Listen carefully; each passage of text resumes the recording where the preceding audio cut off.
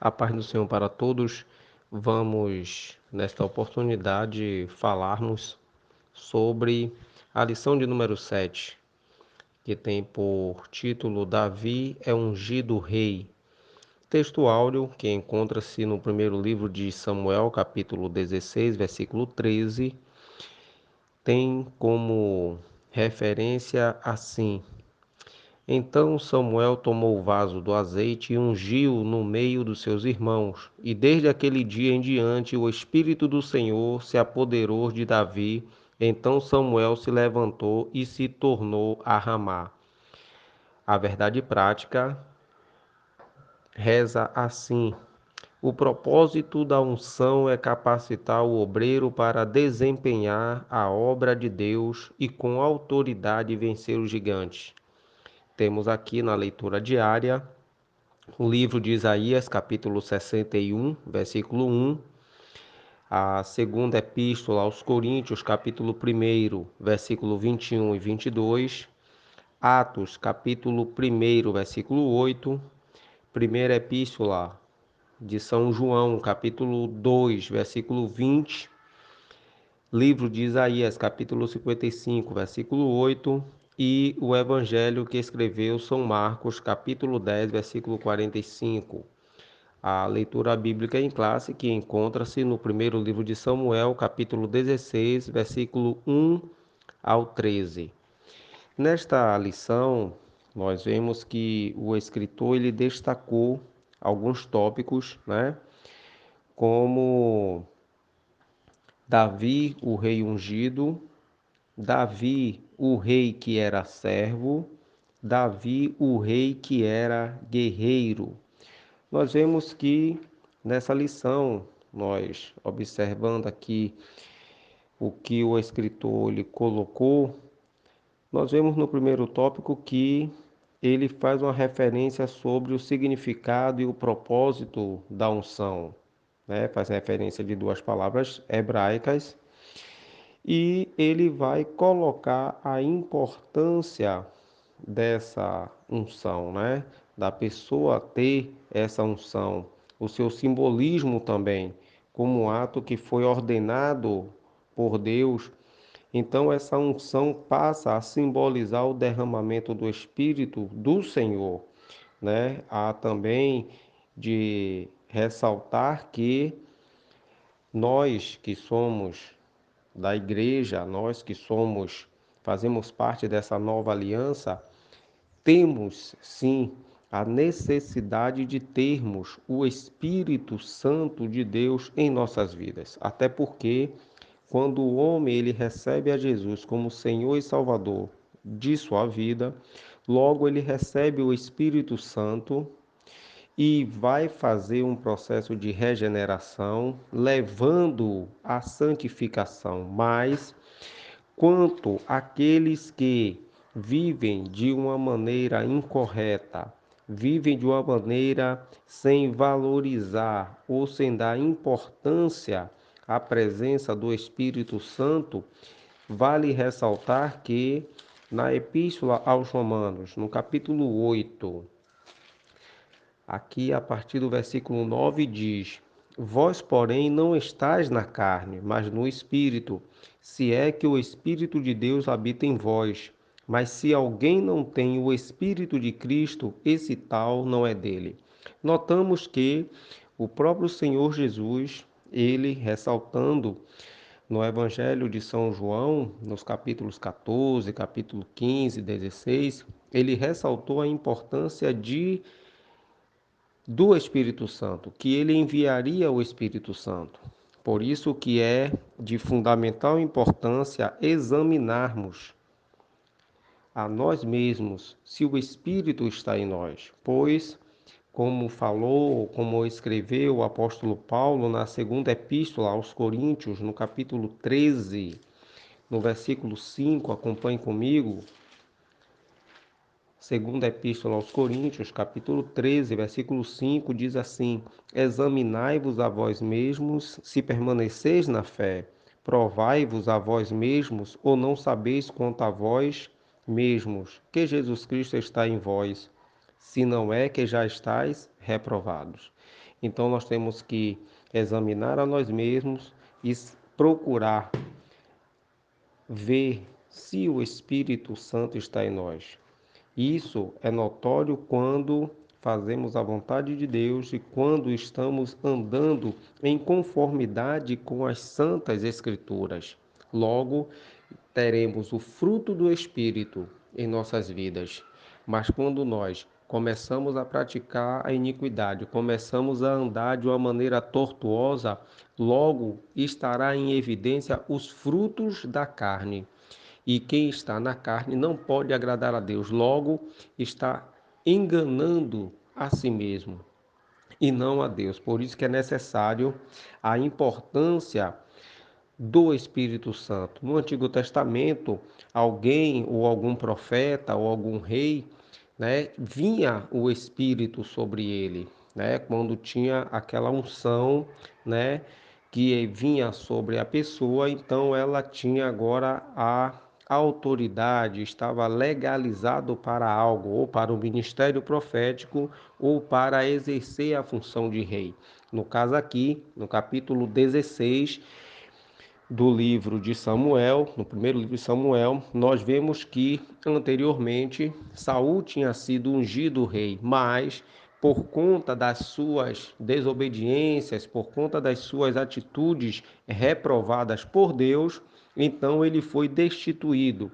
E vale ressaltar que Saul ele tinha desobedecido de uma maneira muito grande em muitas ocasiões, mas no capítulo 15 há uma ordem da parte de Deus para que Saul destruísse os amalequitas, né? Deus ordena que ele faça isso, só que ele não o faz.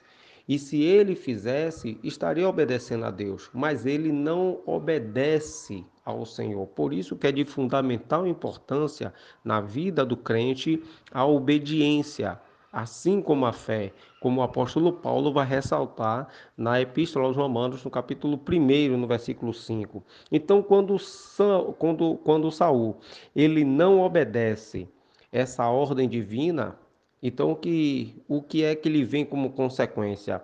Vem a reprovação da parte de Deus para que ele seja rei, né? Até porque ele foi escolhido rei, foi ungido como rei, não da vontade de Deus, mas porque o povo assim quis. Logo, como o povo o escolheu, Deus então legalizou a vontade do povo, mas demonstrou, né? Saul mostrou a a um prazo, a um período de tempo que ele não era realmente apto para reinar ou para liderar o povo de Deus, visto que ele cometeu muitas falhas e muitos erros. Então Deus corrige o erro do povo, né? Quando ele vai e ordena para que Saul execute essa missão. Saul não executa, Deus então reprova-o e fala com Samuel que já teria outra pessoa, né, no seu lugar. Deus então fala para ele que já tenho escolhido alguém para que sejas rei, para que venha apacentar o meu povo. E esse é Davi. Então, no capítulo 16 do livro de Samuel, quando Samuel vai à casa de Jessé, observamos que Samuel ele vai e assim que ele depara-se com um dos filhos de Jessé, um dos primeiros filhos a aparecerem, ele impressiona-se com a altura do sujeito, com a sua estatura, com o seu porte físico. Então ele até ressalta, né, que esse é o ungido, aquele a quem o Senhor vai ungir como rei. Mas o Senhor então diz: não é esse. E passa-se então todos os filhos de Jessé, e Deus diz: não é nenhum desses. Então há uma pergunta: falta ainda alguém? Faltava alguém, que era Davi. Manda chamar, porque Davi apacentava as ovelhas, né, no aprisco, apacentava, cuidava desses animais. E então Davi é chamado. Observe que essa passagem nós podemos observar que no livro dos Salmos, né? Salmos de número 78, versículo 70, diz assim: Também elegeu a Davi seu servo e o tirou dos apriscos das ovelhas, de após as ovelhas pesadas, o trouxe para apacentar a Jacó, seu povo, e a Israel, sua herança. Assim os apacentou segundo a integridade do seu coração e os guiou com a perícia de suas mãos. Então nós observamos que Deus, ele conhecia muito bem a Davi, né? Davi tinha um coração agradável a Deus, um sujeito que teve experiências com Deus, ainda quando apacentava as ovelhas, pois ele vai retratar isso ao rei Saul, né, que ele tinha enfrentado o leão e o urso e Deus assim o tinha livrado, e ele tinha a convicção de que Deus estava com ele. Então Deus, sondando o coração de Davi, tinha visto nele uma pessoa que seria o rei aquele que iria apacentar o povo de Israel. Até porque, lá no capítulo 8 do segundo livro de Samuel, nós vamos ver inúmeras vitórias de Davi que cumpririam aquilo que Deus tinha dito certa vez a Abraão, que disse a Abraão que a sua semente iria expandir-se do Egito ao rio Eufrates e muitos lugares, e assim foi feito quando Davi, então, no poder, ele vence muitos dos seus exércitos, né? Muitos dos seus inimigos, né? E o capítulo 8 do segundo livro de Samuel vai ressaltar isso claramente. Então nós vemos que Davi, ele é ungido rei, e assim o Espírito do Senhor apossa-se de Davi. Logo, apossando-se de Davi, obviamente o espírito saiu do rei Saul. E por ter saído de Saul, então vem o espírito maligno e atormenta a Saul. E é essa parte aqui que eu quero fazer uma observação, no qual muitos têm equivocado-se e interpretado de maneiras até equivocadas e criando muitas suposições estranhas sobre essa passagem. Vejamos o que diz o texto aqui no versículo 14 do capítulo 16 do livro de Samuel. E o espírito do Senhor se retirou de Saul e o assombrava um espírito mau da parte do Senhor. Estava assim observando esse texto e alguns comentaristas, né, estavam refutando essa interpretação. Estava falando que essa interpretação, na verdade, não era um espírito maligno que estava atormentando Saul, e sim que Saul apenas angustiou-se e que havia apenas uma tristeza em Saul, né? E chega até a traduzir dessa maneira: e a alegria do Senhor deixou de estar com Saul. Ora, a pessoa então, que esse comentarista, para chegar a essa conclusão, ele chega a afirmar que alguns vocábulos hebraicos, né? Ele chega a traduzir, né, esses vocábulos hebraicos e começa então a fazer uma interpretação, dizendo apenas que a alegria do Senhor deixou de estar com Saul e ele era tomado então por um medo, uma depressão vinda da parte de Deus. Só que nós devemos entender que não é bem assim. Até porque se o espírito do Senhor estava sobre Saul e se retirou de Saul, logo Saul ele ficou desamparado, sem a presença do Senhor.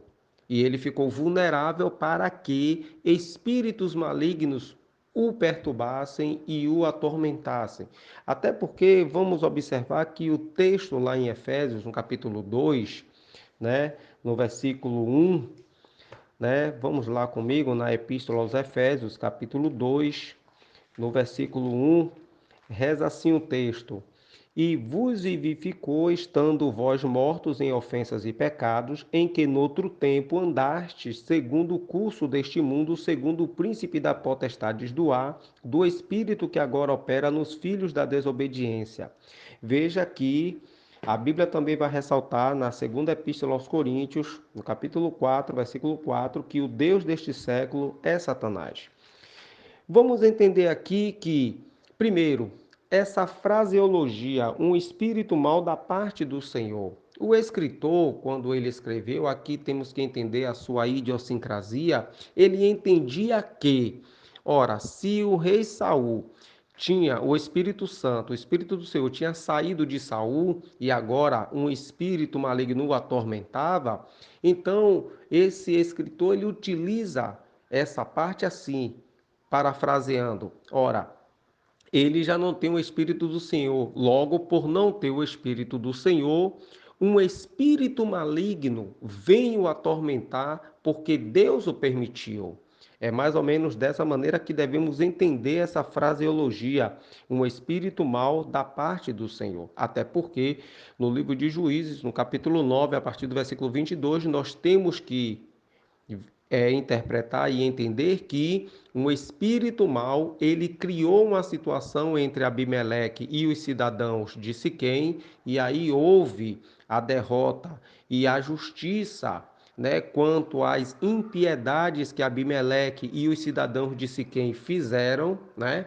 Porque quando nós lemos o texto de Tessalonicenses, na segunda epístola, no capítulo 2, a partir do versículo 9, 10 e 11, quando está escrito que Deus enviará ao mundo a operação do erro, olhando dessa maneira, ficamos até impressionados. Será que Deus vai enganar as pessoas, vai induzir ao erro? Não. Deus vai agir segundo o livre-arbítrio das pessoas, quando eles vão sofrer as consequências de seus pecados. Pois, no versículo em apreço, lá em Tessalonicenses, quando diz que Deus enviará ao mundo a operação do erro, está descrito no contexto o seguinte: por eles não amarem a verdade do evangelho para se salvarem e tiveram prazer na iniquidade, logo eles pagarão. Então o que acontece? Saul, ele fez muitas coisas ruins, ele desobedeceu a Deus, ele foi reprovado por Deus e ele não tinha um coração bom, ele tinha um coração muito ruim, até porque Saul ele fez muitas guerras, ele matou até mesmo os gibeonitas, né? Que não deveriam ser mortos, mas ele matou cruelmente. Aonde ele ia, ele fazia guerra, porque o texto lá no livro de Samuel, no capítulo 14, no versículo 47, diz assim: Então tomou Saul o reino sobre Israel e pelejou contra todos os seus inimigos em redor, contra Moabe, contra os filhos de Amon, contra Edom, contra os reis de Zobã, contra os filisteus, e para onde quer que se voltava, executava castigos. Então ele agiu de uma maneira muito ímpia, né? Ele excedeu muitas coisas. E outro ponto fundamental é que Saul reinou sem a arca. A arca da aliança, né, a arca do concerto, simbolizava a presença de Deus. Logo, ele não tinha nenhum temor real a Deus. Ele não confiava, ele não amava a Deus. Por isso que quando o Espírito do Senhor sai dele, então ele fica vulnerável, deu uma legalidade para que um espírito mau o viesse a assombrar. Então, nós observamos que se esse espírito maligno veio e o atormentou, né, e levava-o a ter comportamentos piores ainda, observamos o seguinte, que as coisas acontecem com a permissão do Senhor. Satanás, ele, um querubim que foi um querubim ungido e que se rebelou contra Deus, nem por isso ele tinha autonomia, pois no capítulo 1 e no capítulo 2 do livro de Jó, quando Deus pergunta de onde vem Satanás, ele tem que responder: venho de rodear a terra e passear por ela. Ele respondeu por quê? Porque mesmo ele estando tendo rebelado-se contra Deus, ele tinha que prestar contas a Deus, ele era subordinado a Deus, e Satanás não faz nada sem a permissão de Deus. Ele só vai até um limite, porque ele é subordinado. Mas aqui diz, nesse comentário, né, desse comentarista, que ele tenta colocar aqui de uma outra maneira, até porque é o seguinte, existe os vocábulos ruach, né, espírito, que também tem outros significados, né? Apesar dessa palavra ruach significar espírito, também significa deleite, alegria, significa força, vento, fôlego, mas dentro dos seus significados variados, nós temos que buscar um que se adeque ao sentido do contexto. E aqui diz Espírito do Senhor, que em hebraico Ruach Elohim. Então aqui não pode ser traduzido como uma força do Senhor, e sim como o Espírito do Senhor, não é? Por conta do vocábulo Elohim. Então nós temos que ver também que há uma palavra hebraica chamada sará, né? Essa palavra que tem um significado de angústia, de dificuldade, né? De aflição, de aperto. Então nós temos que entender que após a presença do Senhor ter saído de Saul, então o que aconteceu? Ele foi tomado por uma grande angústia, por uma grande tristeza, e aí entrou em uma grande depressão. E que o espírito maligno, ele aproveitou-se da ausência do espírito do Senhor e atormentava a Saul. Vejamos que no próprio texto aqui, nós vamos encontrar uma parte do versículo que vai confirmar isso aqui, pois diz assim a parte final do versículo. Leia comigo o versículo 15, diz assim: Então os criados de Saul lhe disseram: Eis que agora um espírito mau da parte do Senhor te assombra. Então nós temos que entender que se fosse apenas a ausência da alegria do Senhor, como que a ausência da alegria, ou seja, se não fosse o Espírito do Senhor que tivesse saído, se não fosse um espírito maligno que tivesse atormentando a Saul, né? Porque o comentarista aqui de um outro livro, né, que tenta traduzir de uma maneira diferente esse versículo, ele colocou assim: a alegria do Senhor deixou de estar com Saul. Ora, se fosse apenas a ausência da alegria, como que, então o que que assombrava a Saul? Então nós temos que entender isso, que o que é que assombra são espíritos malignos que assombram o homem, que atormentam o homem. Então nós vemos já por aqui, por essa parte final desse versículo, que realmente corrobora que foi um espírito mau. Agora, por que esse espírito mau atormentava Saul? Por tudo aquilo que eu já falei anteriormente. Continuando, então, quando Davi foi chamado e Davi louvava ao Senhor com a harpa, né, e entoava louvores, veja comigo no versículo 23 do capítulo 16 que diz assim: E sucedia que quando o espírito mau da parte de Deus vinha sobre Saul, Davi tomava a harpa e a tocava com a sua mão. Então Saul sentia um alívio e se achava melhor, e o espírito mau se retirava dele. Por que que isso acontecia? Porque a Bíblia diz que o Senhor habita no meio dos louvores. Então, quando Davi entoava cânticos espirituais que louvava a Deus, a presença maligna em Saul, aquele espírito maligno se retirava, mas não por completamente, apenas quando Davi estava por perto, até porque esse próprio espírito maligno vai levá-lo a procurar uma feiticeira e vai levá-lo a uma derrocada da sua vida. Então nós temos que ver que as pessoas que não têm a presença do Espírito de Deus, elas não são felizes, elas não estão alegres, elas não têm paz. Até porque o livro de Isaías diz: os ímpios não têm paz, diz o meu Deus. E nós sabemos que a paz é somente para aqueles que têm a fé em Jesus, né? Vejamos isso lá no livro de Romanos, né? Na Epístola aos Romanos, no capítulo 5, que reza assim o texto.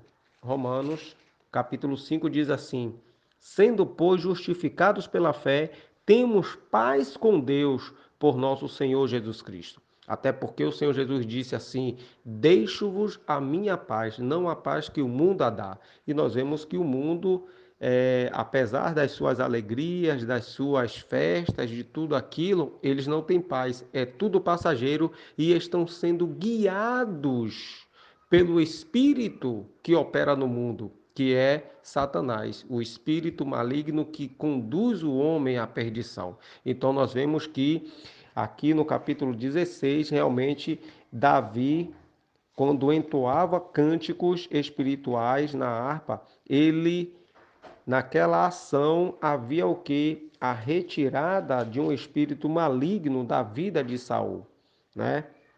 Então nós vemos que realmente tinha um espírito que o atormentava.